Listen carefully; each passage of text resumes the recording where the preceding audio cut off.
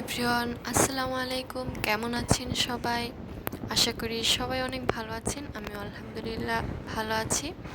তবে আজকে আমি আরেকটা রেসিপি নিয়ে চলে আসছি।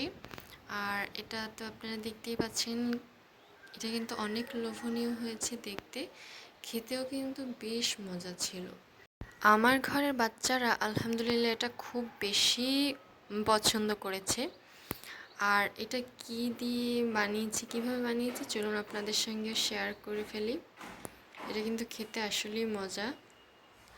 আর এটা হচ্ছে ফেলে দেওয়া জিনিস থেকে তৈরি করা, মানে পান্তা ভাত থেকে। যে ভাতটা আমরা ফেলে দেই, এই যে পান্তা ভাত ছিল বেশ কতগুলো, এগুলো কেউ খেতে চাচ্ছিল না। আর এতগুলো ভাত ফেলে দিতে কার ইচ্ছে হয় বলুন তো? তাই তো বানিয়ে নিলাম পান্তা ভাত থেকে মজাদার ভাত।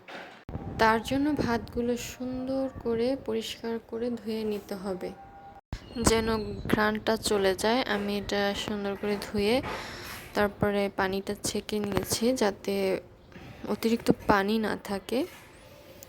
আর অন্যদিকে আমি একটা ডিম সিদ্ধ দিয়ে দিয়েছি, এটাও পরে দিব। এটা না দিলেও চলবে, তবে দিলে বাচ্চারা একটু বেশ পছন্দ করে।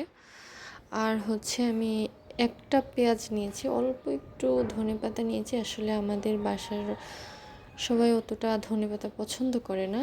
আপনারা যারা বেশি করে পছন্দ করেন তারা বেশি দিতে পারেন। আর যেহেতু এটা পান্তা ভাত, তাই আমি অল্প একটু হলেও দিয়েছি ধনেপাতাটা। আর টমেটো কুচি করে নিয়েছি, আর হচ্ছে কাঁচামরিচ, আর একটা ডিম। এই ডিমটা কিন্তু সিদ্ধ না, এই ডিমটা কাঁচা। আর তারপরে হচ্ছে পেঁয়াজ মরিচগুলো ভালো করে তেলের উপরে ভেজে নিয়েছি। আর টমেটোগুলো, পেঁয়াজটা ভাজা হয়ে গেলে দেন আমি টমেটোগুলো দিচ্ছি। আর এরপরে এটা একটু সাইডে ঠেলে রেখে জায়গা পরিষ্কার করে ডিমটা ছেড়ে দিব। টমেটোটা একটু অবশ্য ভালো করে ভেজে নিতে হবে, তাহলে ভালো লাগবে, কালারটাও সুন্দর আসে। তারপরে এরকম করে সাইডে রেখে তারপরে ডিমটা দিয়ে দিব।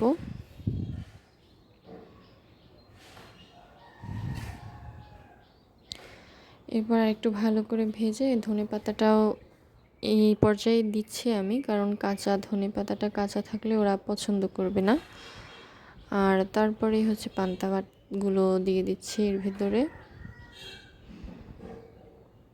এবার এটা ভালো করে নেড়ে চেড়ে একেবারে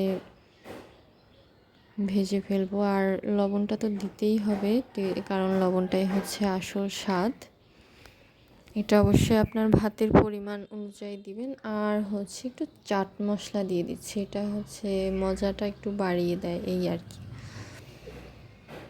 আর কালারটাও সুন্দর আসে, এই জন্যই এই মশলাটা দেওয়া। আপনারা চেষ্টা করবেন এটা দিতে। আর হচ্ছে একটু স্বাদ মিশালি দিলে এটা টেস্টটা আরও বেড়ে যায়, সাথে করে স্মেলটাও সুন্দর আসে। তবে আপনারা চাইলে এটা স্কিপ করতে পারেন, আবার চাট মশলাটাও স্কিপ করতে পারেন, কোনো সমস্যা নেই। এগুলো দিলে হয় কি টেস্টটা বেড়ে যায়। আর যেহেতু পান্তা ভাত, তাই এটা দিলে আরও একটু বেশি ভালো লাগে। আর সেই সিদ্ধ করা ডিমটাও আমি কুচি কুচি করে দিয়ে দিলাম, এতে দেখতে একটু অনেক ভালো লাগে আর কি, আস্তে আস্তে, যেটা খাওয়ার চেয়েও দেখার সৌন্দর্যটাই বেশি হয়। এজন্যই মূলত এটা দেওয়া, এটা না দিলেও চলে, চোখ জুলানোর জন্যই দেওয়া আর কি। যাই হোক, আজকের রেসিপি এই পর্যন্তই ছিল। আপনাদের কাছে কেমন লেগেছে অবশ্যই কমেন্ট করে জানাবেন। আর ভালো লাগলে ভিডিওটা অবশ্যই শেয়ার করে দিবেন। আর হচ্ছে পেজটা ফলো করে আমাকে এগিয়ে যেতে সাহায্য করবেন। ইউটিউব থেকে দেখলে চ্যানেলটাকেও সাবস্ক্রাইব করে দিবেন দয়া করে। তো আজকে এখানেই বিদায় নিচ্ছি। আল্লাহ হাফিজ।